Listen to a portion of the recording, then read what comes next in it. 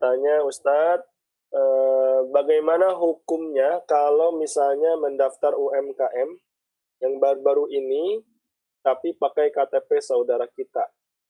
Dan nantinya yang punya KTP dikasih juga dana dari UMKM tadi. Gimana nih Ustadz? Ya, ini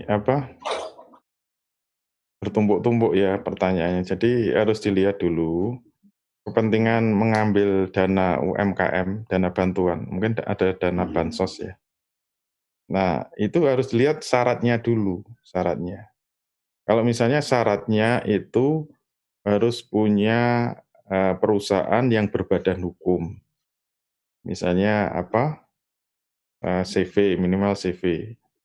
Nah, maka harus dilihat itu benar-benar punya perusahaan atau tidak gitu loh. Tapi kalau hanya bikin CV, kemudian hanya pura-pura saja, sebenarnya dia nggak punya bisnis, hanya untuk menurunkan bansos saja, nah itu jelas itu haram hukumnya gitu loh.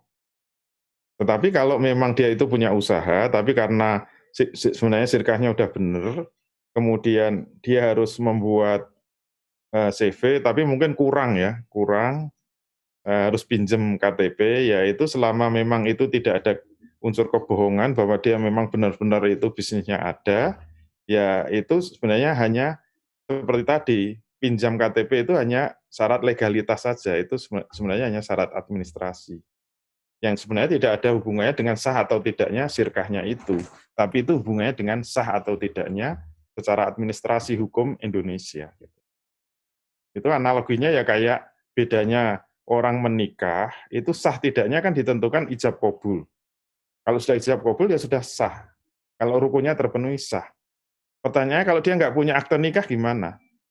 Kalau dia nggak punya akte nikah itu tidak memenuhi syarat administrasi. Tapi bukan berarti nikahnya tidak sah gitu loh. Jadi harus dibedakan antara syarat ja'li atau syarat idari dengan syarat syar'i. Nah, nanti kasusnya harus dilihat. Gitu ya.